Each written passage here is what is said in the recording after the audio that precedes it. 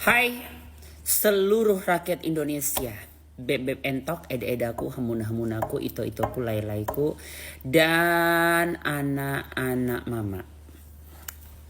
Entok mau cerita nih, tapi sebenarnya bukan cerita sih, curhat ya. Tapi aku rasa ini berpengaruh bagus, berdampak positif dan penting banget. Seperti receh, tapi ini sangat membuat diri kamu baik, dihargain orang, dan membuat orang lain juga jadi tidak berdosa. Nih ya, kalau kamu hidup sekarang nih di 2024, jangan terganggu ya sama suara anak aku. Anak aku lagi ngobrol-ngobrol, mungkin dia lagi minta keluar tuh, lagi ngobrol sama anak yang di luar. Kalau kamu hidup di 2024 sekarang, pit-pit jangan ribut.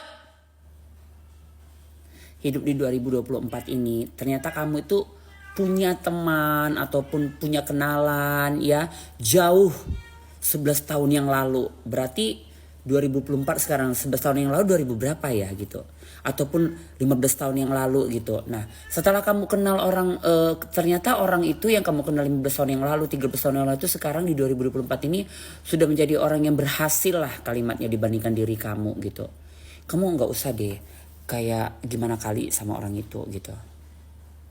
Gak usah jadi ya sekedar memang menyapa hai ataupun memang ada momen untuk menyapa, oke lah gitu. Tapi kalau untuk mendekatkan diri, jadi ngaku-ngaku keluarga, jadi datang tanpa ada ini ya janjian, datangin tanpa harus ngomong dulu, izin dulu gitu. Jadi kayaknya nggak usah deh gitu. Itu buat orang berdosa lah gitu. Dan kenapa ya setelah kamu kenal sekarang itu dia yang 15 tahun yang lalu itu, karena sudah berhasil kamu bilang saudara, padahal gak ada saudara gitu. Udah kayak gak saudara aja, memang gak saudara, gak ada hubungan darah. Saudara dari Adam dan Hawa ya, satu Tuhan dan satu Rasul, ya kan. Tapi kalau secara genetik kan gak ada. Dan lucunya kenapa sekarang harus didatangin ya, waktu dulu gak jumpa bertahun-tahun gitu ya. Kenapa gak memperjuangkan, membantu, memberi inilah bantuan atau silaturahmi, kenapa enggak? Tapi kenapa sekarang setelah berhasil baru harus silaturahmi, ada yang diomongkan, harus gimana? Kenapa begitu gitu loh? Kenapa harus begitu? Sementara kalau ento ada nggak ada dari dulu sampai sekarang tidak pernah mau begitu sama siapapun, nggak pernah bersilaturahmi, nggak mau menganggap siapapun saudara aku, dan nggak pernah pula meminta tolong dengan siapapun. Berdiri di kaki sendiri, nggak ada ya minum air putih, ada yang dinikmatin gitu. Jadi intinya apa dari VT ini Ratu Ento? Jangan pernah datangi rumah orang tanpa izin. Jangan pernah jumpain orang tanpa ada konfirmasi. Jangan pernah datangin orang dalam kondisi dia sudah berhasil. Tapi datanginlah orang saat memang dia membutuhkan kamu. Karena saat orang sudah berhasil, dia udah gak butuh lagi silaturahmimu, ya, rasa saudaramu, rasa pendekatan dirimu sama dia gak butuh.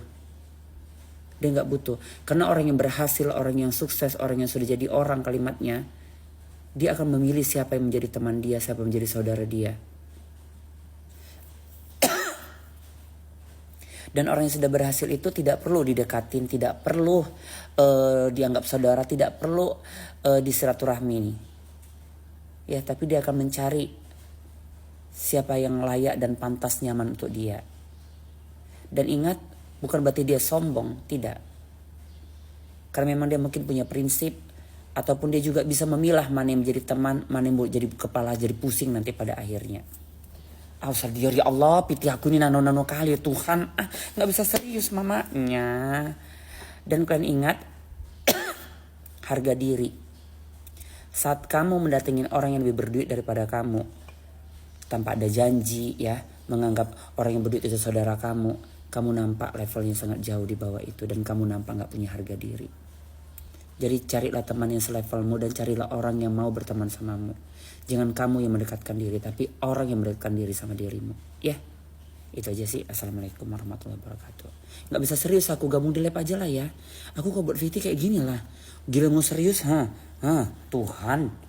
Mama yang diciumin lah di HP. Apa nang kandung, apa nak cinta, apa jiwa mama, ala ciumnya, apa sayang,